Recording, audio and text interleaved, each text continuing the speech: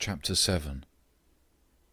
Then the Pharisees and some of the scribes gathered together to him, having come from Jerusalem. Now when they saw some of his disciples eating bread with defiled, that is, unwashed hands, they found fault. For the Pharisees and all the Jews don't eat unless they wash their hands and forearms, holding to the tradition of the elders. They don't eat when they come from the marketplace unless they bathe themselves. And there are many other things which they have received to hold to, washings of cups, pitchers, bronze vessels, and couches. The Pharisees and the scribes asked him, "Why don't your disciples walk according to the tradition of the elders, but eat their bread with unwashed hands?" He answered them, "Well did Isaiah prophesy of you hypocrites, as it is written, 'This people honors me with their lips, but their heart is far from me. But in vain do they worship me, teaching as doctrines the commandments of men.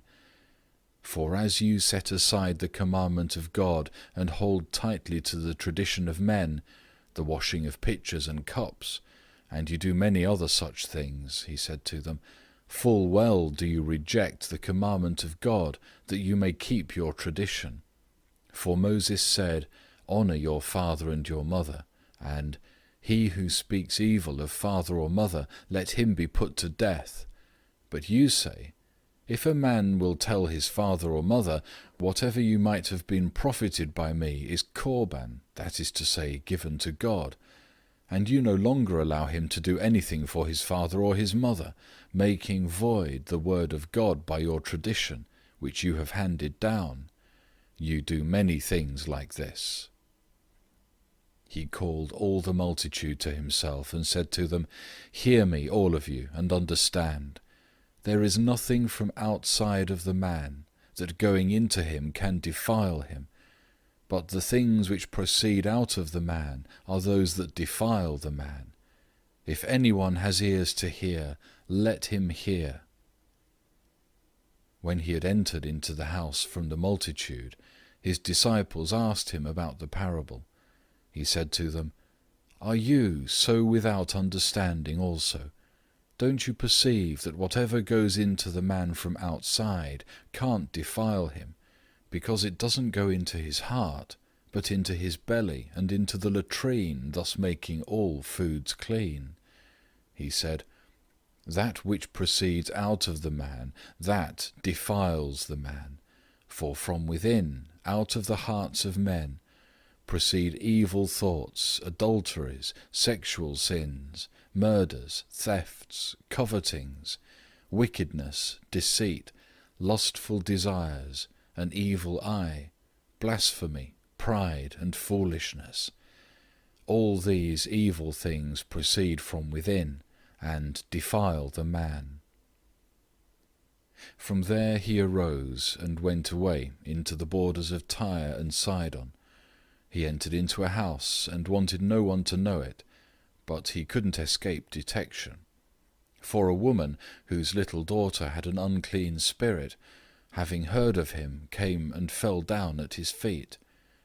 Now the woman was a Greek, a Syrophoenician by race. She begged him that he would cast the demon out of her daughter. But Jesus said to her, "Let the children be filled first, for it is not appropriate to take the children's bread and throw it to the dogs." But she answered him, "Yes, Lord, for even the dogs under the table eat the children's crumbs." He said to her, "For this saying, go your way. The demon has gone out of your daughter." She went away to her house, and found the child lying on the bed, with the demon gone out. Again he departed from the borders of Tyre and Sidon, and came to the Sea of Galilee, through the midst of the borders of Decapolis. They brought to him one who was deaf and had an impediment in his speech. They begged him to lay his hand on him. He took him aside from the multitude, privately, and put his fingers into his ears, and he spat and touched his tongue. Looking up to heaven, he sighed and said to him, "Ephphatha," that is, "be opened." Immediately his ears were opened, and the bond of his tongue was loosed, and he spoke clearly. He charged them that they should tell no one, but the more he charged them, so much the more widely they proclaimed it. They were astonished beyond measure, saying, "He has done all things well. He makes even the deaf hear and the mute speak."